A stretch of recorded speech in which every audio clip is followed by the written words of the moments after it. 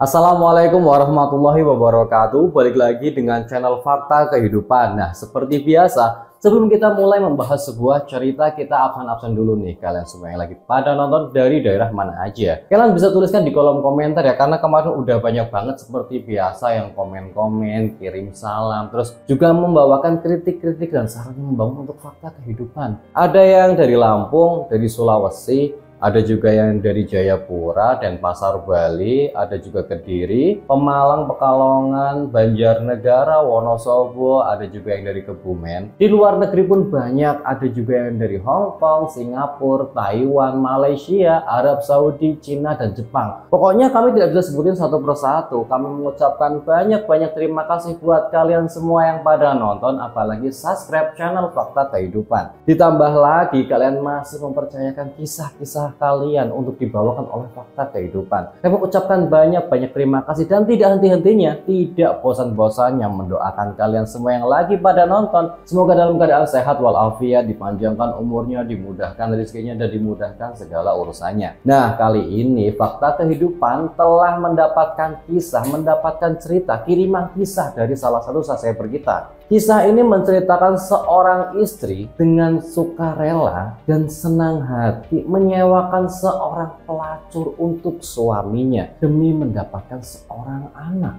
Pasti banyak banget dari kalian yang penasaran dengan kisah ini. Nggak usah lama-lama lagi, kita masuk ke ceritanya.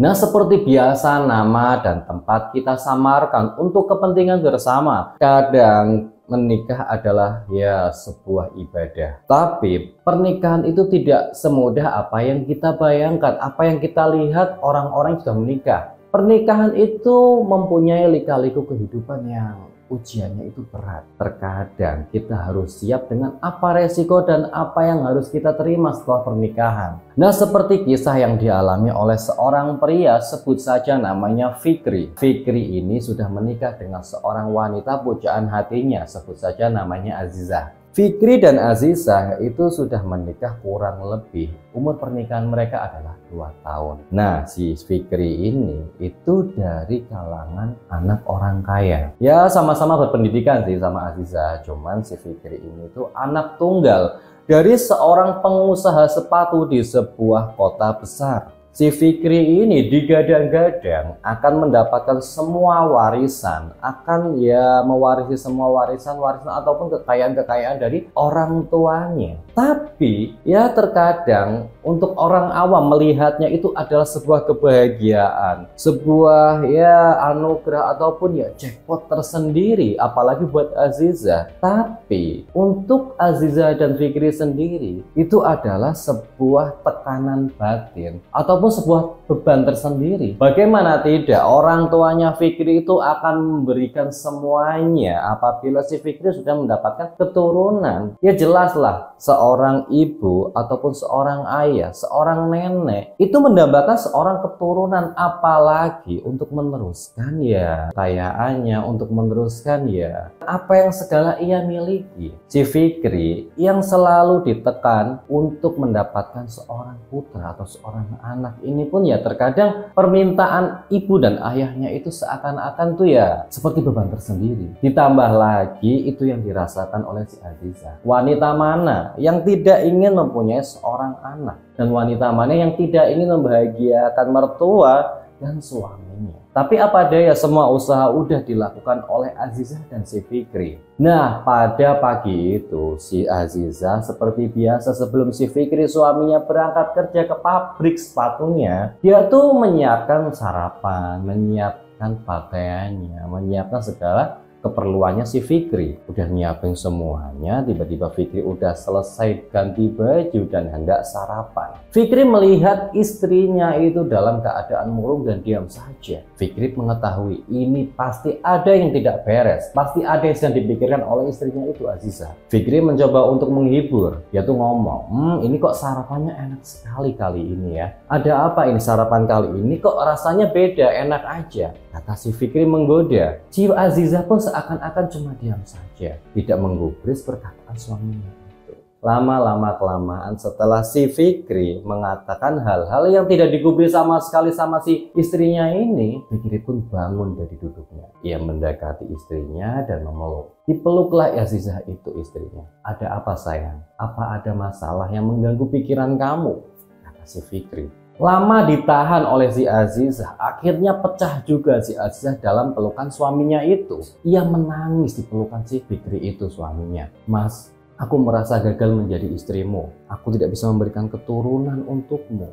Aku merasa aku gagal menjadi seorang wanita yang sempurna buat keluarga kita," kata si Azizah. "Apa yang kamu katakan seperti itu? Semua ini baik-baik saja. Jangan anggap sesuatu hal yang tidak perlu kita pikirkan itu penting," kata si Fikri. Fikri itu mencoba untuk menghibur si Azizah bahwasanya memiliki seorang anak itu adalah titipan dari Tuhan. Dan jika Tuhan belum bisa menitipkan atau belum menitipkan kepada kita, ya itu memang karena kita belum layak aja, kata si Fikri. "Tapi Mas, aku tuh malu dengan semua orang. Semua orang itu udah nikah setahun, setengah tahun, beberapa bulan. Itu pasti istrinya tuh udah hamil semua. Bahkan sepupuku yang baru kemarin menikah, 3 bulan menikah, sekarang udah hamil, Mas. Bagaimana tidak hancur hatiku, Mas, melihat semua ini, Mas. Aku merasa gagal menjadi istrimu. Ditambah lagi, aku malu, Mas, dengan orang tuamu.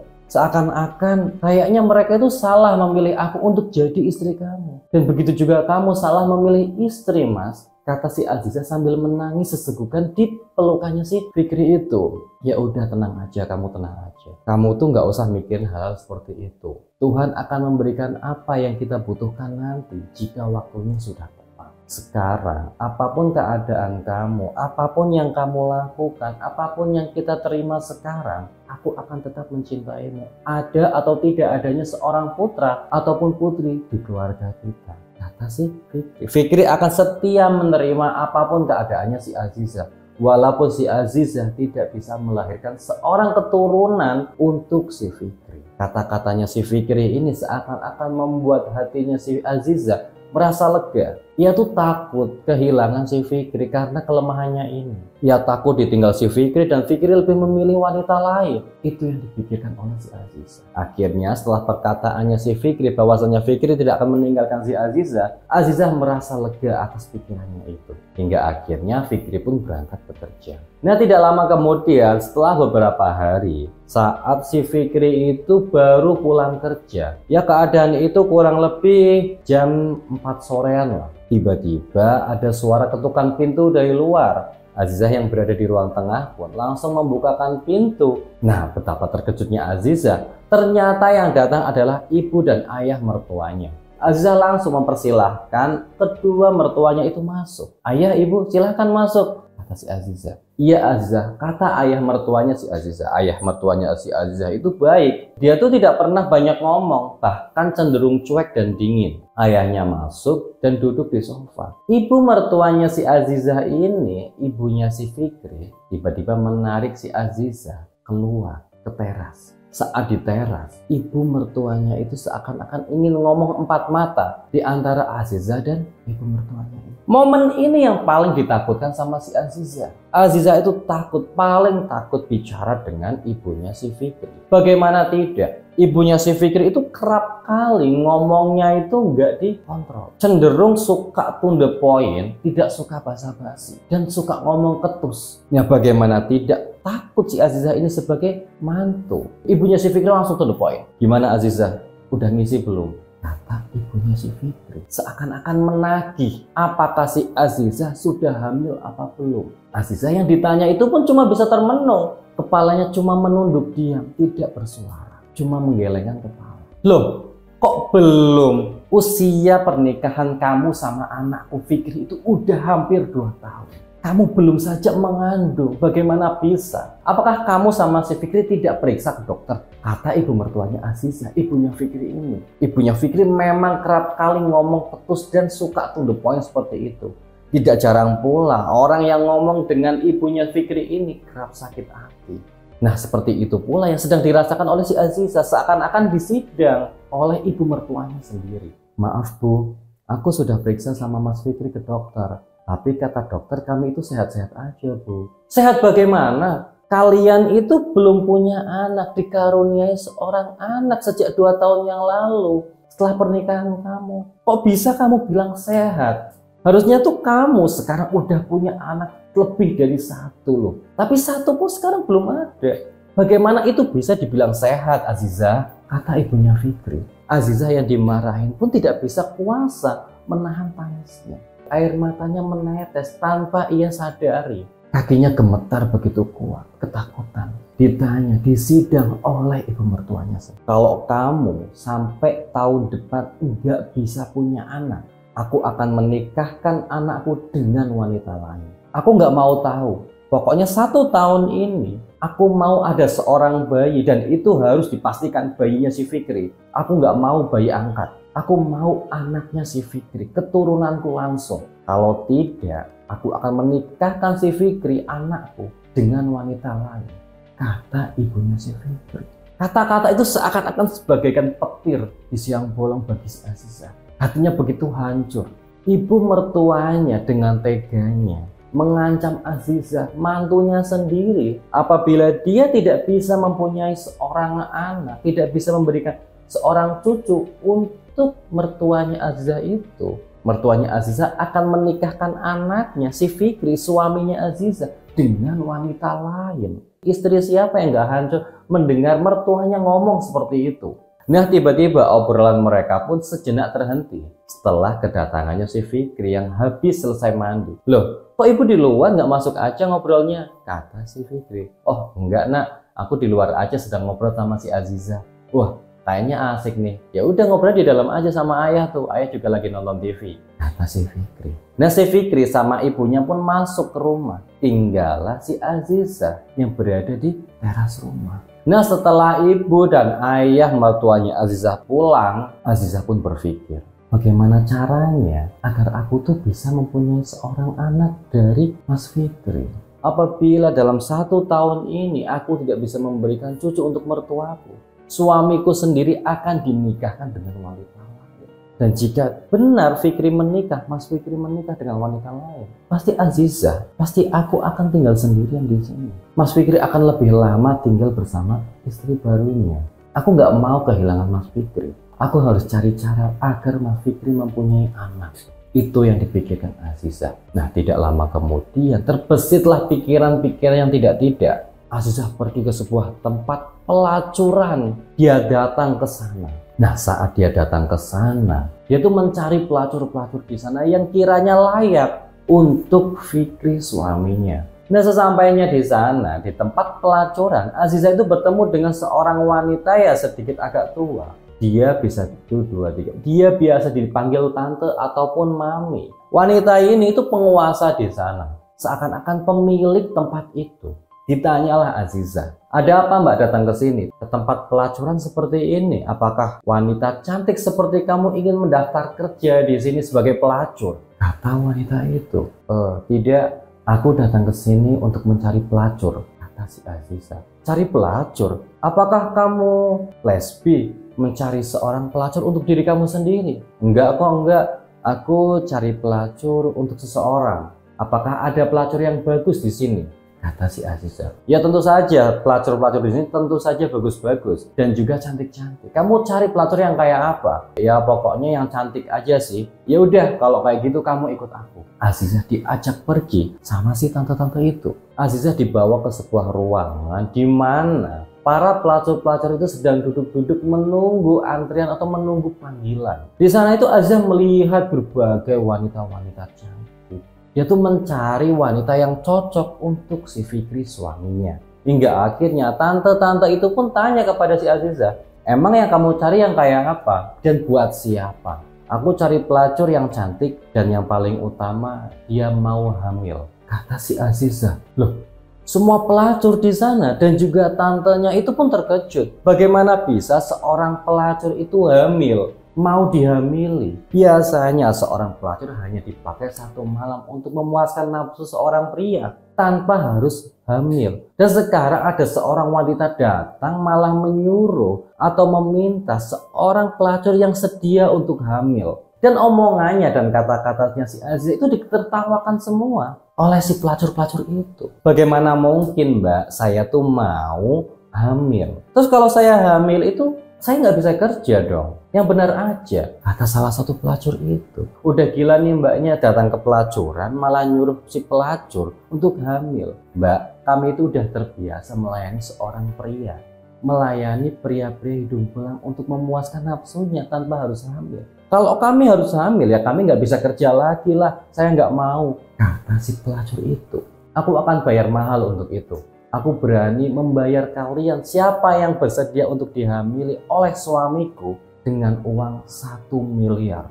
Si Aziza bersedia membayar seorang pelacur dengan uang 1 miliar apabila pelacur itu berhasil hamil anak suaminya. Omongan Aziza seakan-akan dianggap wanita-wanita penghibur ini sebagai lelucon. Bagaimana bisa seorang istri datang ke tempat pelacuran untuk memesan pelacur untuk bisa hamil anak suaminya sendiri. Ditambah lagi Aziza bersedia membayar uang 1 miliar jika pelacur itu hamil. Pelacur itu pun banyak yang mundur, tidak bersedia karena resikonya terlalu besar. Bagaimana mungkin seorang wanita akan hamil anaknya lalu dibeli dengan uang 1 miliar?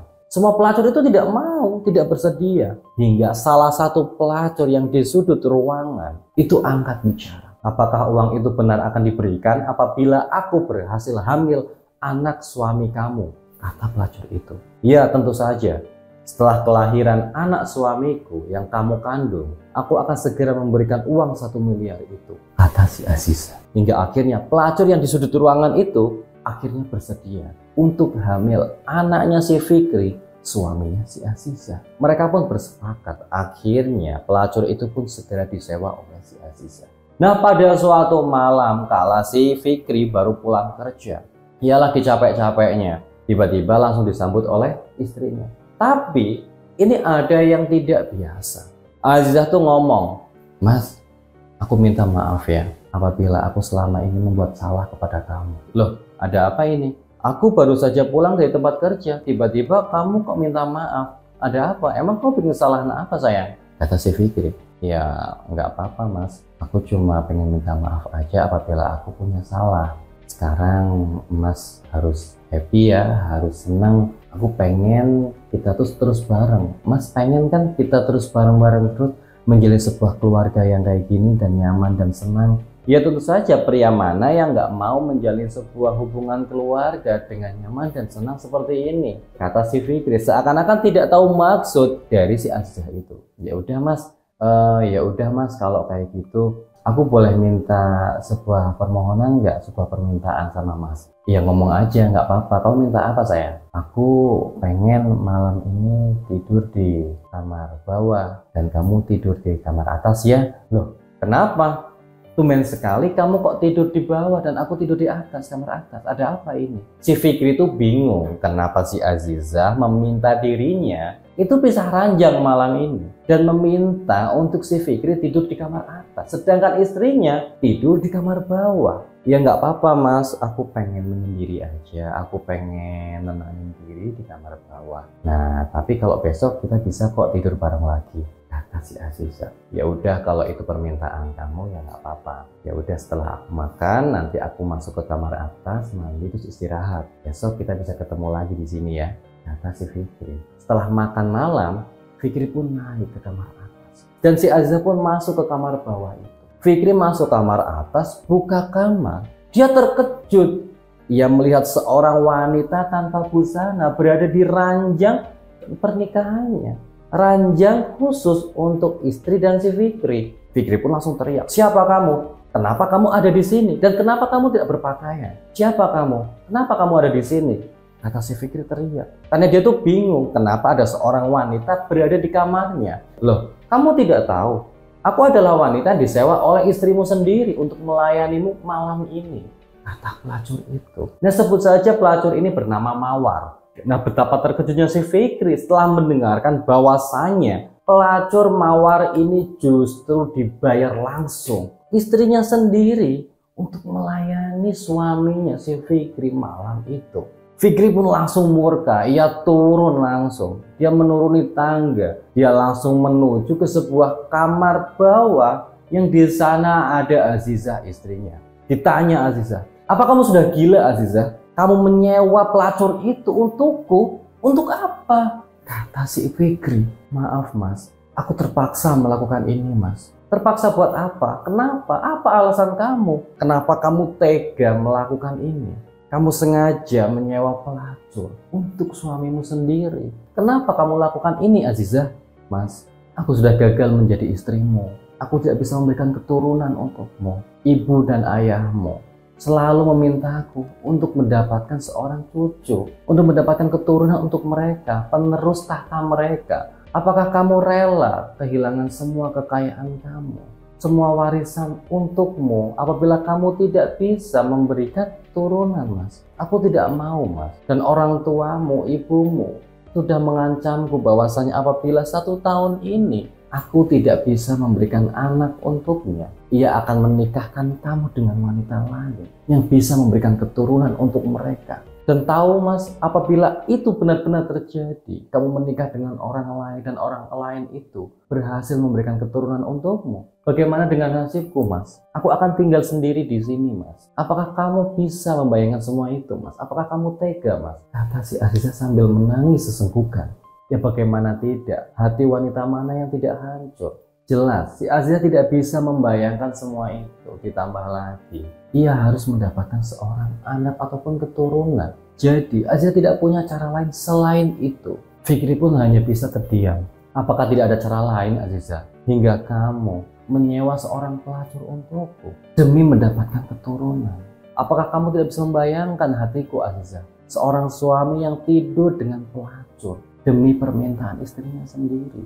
Tapi mas, aku mohon mas, aku minta kali ini saja mas, turuti apa keinginan aku. Tidurlah dengan pelacur itu dan berikanlah seorang anak untukku, untuk keturunan kita. Jika dia sudah berhasil hamil dan melahirkan seorang anak, ia akan meninggalkan anak itu untuk kita mas. Dan kita bisa tinggal bersama, bisa hidup bahagia mas, tanpa harus menyakiti orang tuamu. Azizah, karena permintaan istrinya itu, Fikri tidak bisa ngomong apa-apa lagi. Baik, kalau ini permintaan kamu, aku akan terpaksa tidur dengan wanita itu. Hingga akhirnya Fikri pun keluar dari kamarnya Azizah dan menuju kamar atas. Azizah pun menutup kamar Azizah itu. Azizah menangis malam itu. Bagaimana tidak? Ia membayangkan bagaimana sekarang si Fikri, suami yang ia cintai, tidur dengan wanita pelacur itu, sedang bercumbu mesra, sedang melakukan hubungan suami istri.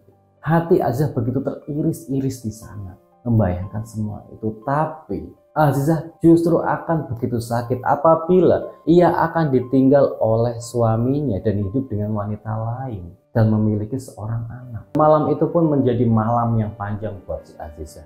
Hingga akhirnya jam 3:30 subuh Azizah keluar dari kamarnya. Ia tidak bisa tidur malam itu. Tiba-tiba Azizah tuh melihat sesosok pria sedang tidur di sofa.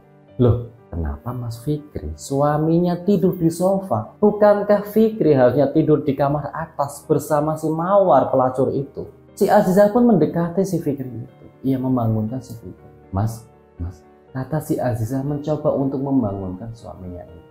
Si Fikri pun langsung tersenyum setelah bangun. Aku tahu kamu pasti akan bangun jam segini, kata si Fikri. Kenapa mas tidur di sini? Bukankah aku menyuruh mas tidur bersama pelacur itu di atas? Kata si Azizah heran. Pelacur itu sudah pulang, kata si Fikri. Loh, kok pulang mas? Bukankah aku sudah membayar mahal untuk wanita itu, untuk tidur bersamamu? Kata si Azizah. Usut punya usut, ternyata si Fikri semalam itu datang ke kamarnya pelacur itu, ke kamar atas. Ia ngomong bersama pelacur itu si Mawar. Aku nggak mau tidur denganmu malam ini. Sekarang lebih baik kamu pergi aja, kata si Fikri. Loh, nggak bisa gitu dong mas. Aku udah dibayar sama si Mbak Azizah. Aku harus melayanimu malam ini. Jadi kalau aku nggak melayanimu malam ini, mau nggak mau Mbak Azizah harus bayar, tetap bayar, walaupun itu setengah, kata si pelacur itu. Ya udah, Berapa yang kamu mau untuk kamu pergi dari rumah ini? Mbak Azizah tuh ngomong bahwasanya apabila aku berhasil memberikan anak dan memuaskan kamu malam ini, ia akan memberikan uang 1 miliar untukku, kata si pelacur itu. Ya udah, kalau kayak gitu maunya, aku akan bayar kamu 500 juta malam ini tanpa melayaniku. Sekarang kamu pergi dari rumah ini dan pulang. Aku akan segera mentransferkan uang itu untukmu tanpa harus kamu melayani aku malam ini, kata si Fikri tegas. Hingga akhirnya pelacur itu mawar akhirnya pergi dan pulang. Fikri pun tidur di sofa menunggu istrinya keluar. Loh, kok kayak gitu mas? Terus bagaimana caranya kamu mendapatkan keturunan kalau kamu nggak tidur dengan pelacur itu? Kenapa pelacur itu harus disuruh pulang sih mas? Kata si Azizah. Loh, emangnya kenapa? Apa yang kamu takutkan apabila kita tidak bisa mempunyai keturunan? Ya aku takut aja mas, apabila nanti kamu dinikahkan dengan wanita lain oleh ibumu, terus bagaimana dengan nasib aku mas? Kamu akan tinggal bersama wanita itu dan anakmu kelak. Aku akan tinggal sendirian, aku nggak mau itu terjadi mas. Makanya aku sewa pelacur itu untuk memuaskan kamu dan mempunyai seorang anak dari dia. Jadi kamu nggak perlu repot-repot nikah dengan orang lain dan harus meninggalkan aku. Kalau kayak gitu permasalahannya kan gampang Azizah, tinggal aku menolak apa keinginan orang tuaku itu dan lebih memilih kamu dan tinggal bersama kamu, kata si Fikri. Dan aku tidak akan meninggalkan kamu apapun keadaannya, baik kamu punya anak ataupun tidak, itu sudah keputusan aku. Bahkan ibu kandungku sekalipun tidak akan bisa merubah keputusanku itu, kata si Fikri. Hingga akhirnya Azizah yang mendengarkan bahwasanya suaminya si Fikri tidak akan meninggalkan dia dan akan menolak permintaan ibu kandungnya itu untuk menikah dengan wanita lain. Azizah merasa lega dan senang. Ternyata suaminya rela melepaskan semua harta warisannya demi si Azizah. Hingga akhirnya tidak berapa lama kemudian ibu dan ayah bertuanya si Azizah pun datang menagih janjinya si Azizah.